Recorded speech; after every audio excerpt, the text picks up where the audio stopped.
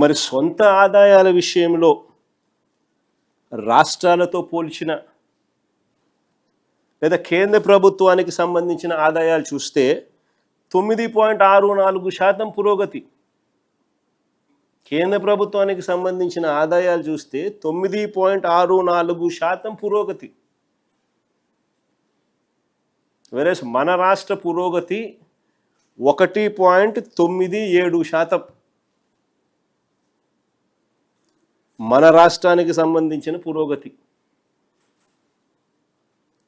అన్ని రాష్ట్రాలతో పోలిస్తే మన రాష్ట్రం దిగువన 23 రాష్ట్రాల్లో 22వ స్థానం దిగువన ఉన్నాం.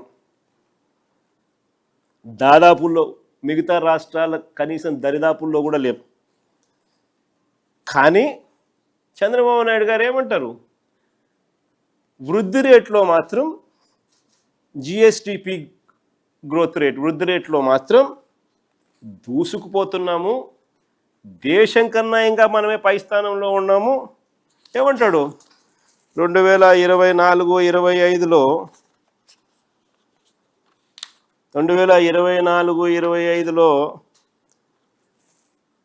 11.75%తో దూసుకుపోతున్నాము, దేశం ఎంత 9.8% అంటాడు.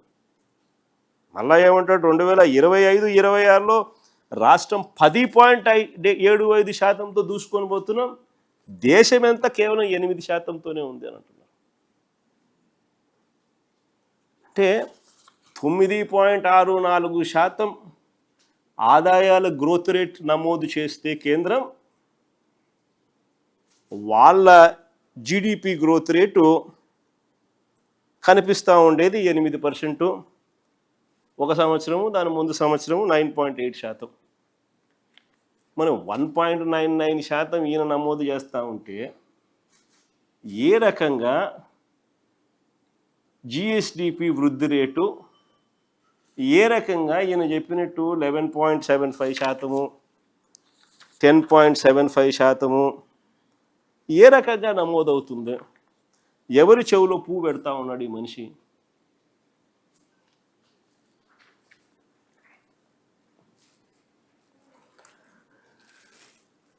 అసలు చంద్రబాబు నాయుడు గారి పాలనలో రాష్ట్రానికి ఆదాయాలు రావడంలా, రాష్ట్రానికి వచ్చే ఆదాయాలు తగ్గుముఖంలో ఉన్నాయి.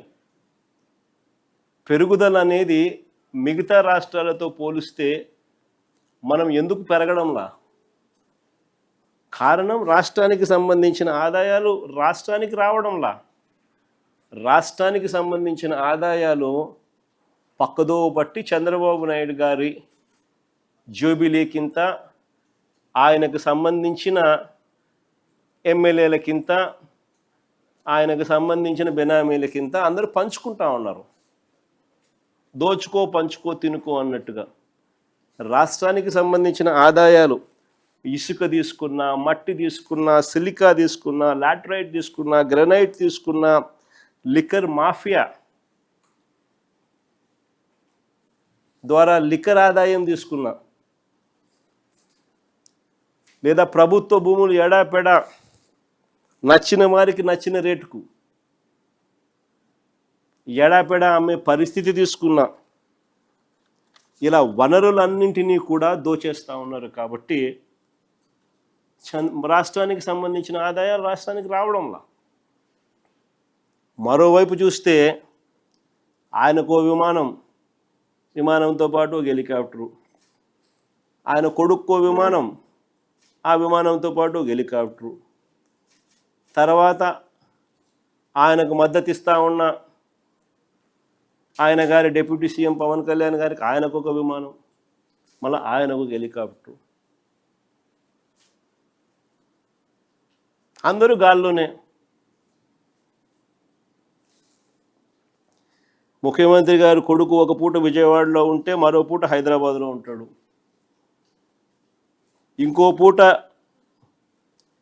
ఈ కొడుకు క్రికెట్ మ్యాచ్ కోసం పక్క దేశం వెళ్ళి కొలంబోలో మ్యాచ్ చూస్తాడు రాత్రికి, మరుసటి రోజు ఉదయం మళ్ళీ విజయవాడలో ఉంటాడు, మళ్ళీ ఆ సాయంత్రం విజయవాడ నుంచి ఢిల్లీకి పోతాడు. అంతే, ప్రైవేట్ విమానాలే. దేశంలో బాధ్యతాయుతమైన పదవుల్లో ఉన్న వాళ్ళు ఇలా జల్సాలు చేసిన సంబరాలు ఎక్కడైనా ఉన్నాయా? కొలంబోలో మ్యాచ్ ఆడుతా అంటే ఈయనకేం స్వామి, నాకు అర్థం కాదన్నా. ప్రైవేట్ ఫ్లైట్లో కొలంబోకు పోయి మ్యాచ్ చూస్తాడు. ఈ టీవీ చూస్తే కనపడదా మ్యాచ్?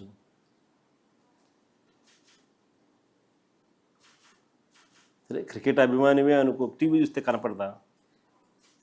నేను కూడా నిన్న టీవీలోనే చూసిన మ్యాచ్.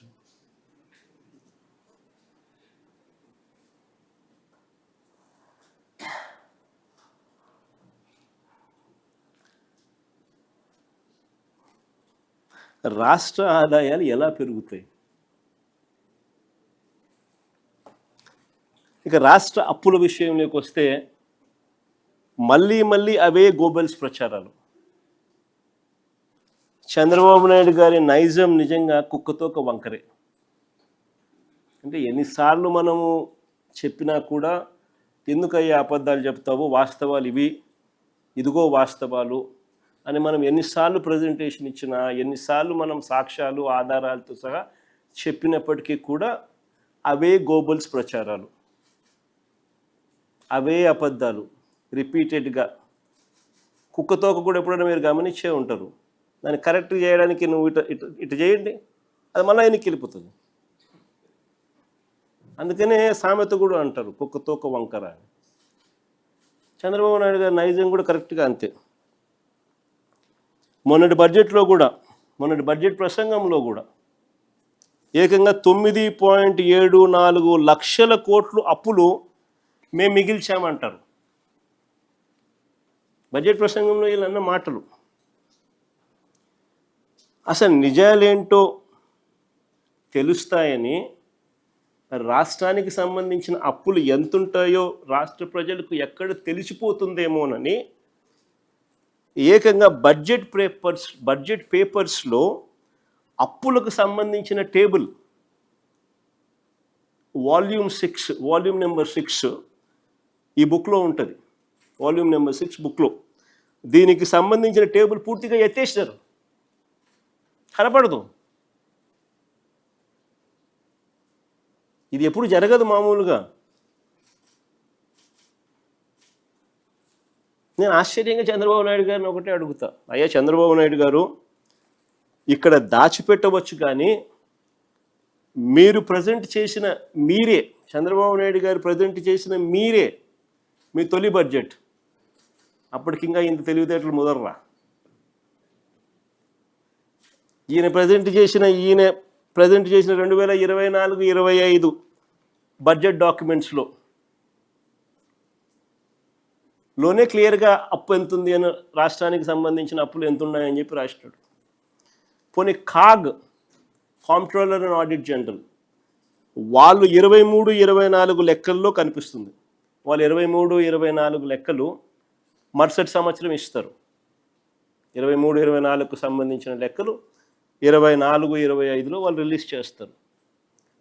లెక్కలు, ఆడిటెడ్ లెక్కలు. ఆ లెక్కలు చూసినా కనిపిస్తుంది. చంద్రబాబు నాయుడు గారు ప్రవేశపెట్టిన 24-25 మొట్టమొదటి సంవత్సరం ఆయన ప్రవేశపెట్టిన బడ్జెట్ చూసినా కనిపిస్తుంది. దాంట్లో రాష్ట్రానికి ఎన్ని అప్పులు ఉన్నాయి, ఎవరి హయాంలో ఎంత అప్పు చేశారు అని చెప్పి క్లియర్ కట్గా టేబుల్స్లోనే ఉన్నాయి. 2014 వరకు ఇది బడ్జెట్ డాక్యుమెంట్ క్లియర్ కట్గా మీకు అందరికీ కనిపించే విధంగా చూపిస్తూ ఉన్నాం. Page number 14, page number 16 budget document 24-25 Chandrababu Naidu గారు మొదటి సంవత్సరానికి సంబంధించి చూస్తే ఇక్కడ మీరు గమనిస్తే 2018 మన హయాం చివరికి అంటే 2023-24కు సంబంధించి చూస్తే పబ్లిక్ డెట్ అవుట్ స్టాండింగ్ 4,91,734 కనిపిస్తుంది. తర్వాత గవర్నమెంట్ గ్యారంటీస్ అవుట్ స్టాండింగ్ అనేది పేజ్ నెంబర్ 16లో కూడా 23-24లో మరో 1,54,797 కోట్లు కనిపిస్తుంది. అంటే ఈ రెండు కలిపితే రాష్ట్రానికి సంబంధించిన వైఎస్ఆర్సీపీ ప్రభుత్వ హయాం ముగిసే నాటికి రాష్ట్రానికి సంబంధించిన అప్పులు ఎంత అని చెప్పి. సిమిలర్లీ చంద్రబాబు నాయుడు గారి హయాం ముగిసే నాటికి, అంటే వైఎస్ఆర్సీపీ అధికారంలోకి వచ్చే నాటికి, చంద్రబాబు నాయుడు గారి హయాం ముగిసే నాటికి చంద్రబాబు నాయుడు గారి హయాంలో రాష్ట్రానికి సంబంధించిన అప్పులు ఎంత అని చెప్పి అవి కూడా రాస్తారు.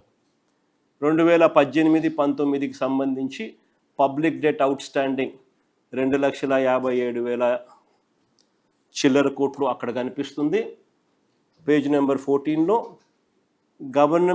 గవర్నమెంట్ గ్యారంటీస్ అవుట్ స్టాండింగ్లో 2018-19కి సంబంధించి 55,508 కోట్లు ఇక్కడ కనిపిస్తుంది. ఈ రెండు యాడ్ చేస్తే చంద్రబాబు నాయుడు గారి హయాంలో వైఎస్ఆర్సీపీ ప్రభుత్వం రాకమునుపు 3,90,247 కోట్లకు చంద్రబాబు నాయుడు గారి హయాంలోనే అప్పులున్నాయి. చంద్రబాబు నాయుడు గారు ఇదే విధంగా కింద కాగ్ లెక్కలు చూసినా కూడా ఇదే విషయాలే మీకు కనిపిస్తాయి. 2023-24లో ఒక 3,000-4,000 కొంచెం తక్కువ కనిపిస్తుంది. బట్ అదర్వైజ్ కాగ్ లెక్కలు కూడా అవే కనిపిస్తూ ఉన్నాయి. వైఎస్ఆర్సీపీ హయాంలో ఎంత అప్పులు జరిగినాయి, చంద్రబాబు హయాంలో ఎంత 2014 వరకు రాష్ట్ర విభజన తర్వాత అన్ని రకాల అప్పులు చూస్తే రాష్ట్రానికి ఉన్న అప్పులు 1,40,717 కోట్లు. ఈ అప్పు కాస్త చంద్రబాబు నాయుడు గారు దిగిపోయే నాటికి 3,90,217 కోట్లకు ఎగబాకింది.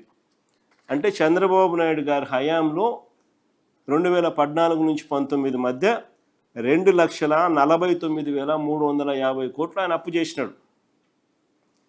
కంపౌండెడ్ యాన్యువల్ గ్రోత్ రేట్ ఎంత అని చెప్పి చూస్తే 22.63%, 22.63% కంపౌండెడ్ యాన్యువల్ గ్రోత్ రేట్తో ఆయన అప్పు చేశాడు. ఇక మా హయాంలో చంద్రబాబు నాయుడు గారు ఎండింగ్ పాయింట్ 3,90,247 కోట్లు, అక్కడి నుంచి మేము స్టార్ట్ అయితే మా హయాంలో అది కాస్త 7,21,917 అన్ని రకాల అప్పులు లెక్కేసుకుంటే అక్కడ క్లియర్ కట్గా రాసినారు చూడండి. 4 లక్షల అక్కడ క్లియర్గా రాసినారు చూడండి. Public debt and public account, direct government debt, రాష్ట్రానికి సంబంధించిన బైఫర్కేషన్ నాడు 1,18,000, 31 మార్చ్ 2019 అంటే చంద్రబాబు నాయుడు గారు అధికారంలోకి దిగే నాటికి 2,57,000 కోట్లు, 31 మార్చ్ 2024 4,91,000కు పోయింది. దానికి అడిషనల్గా మళ్ళీ state government debt and state government guaranteed debt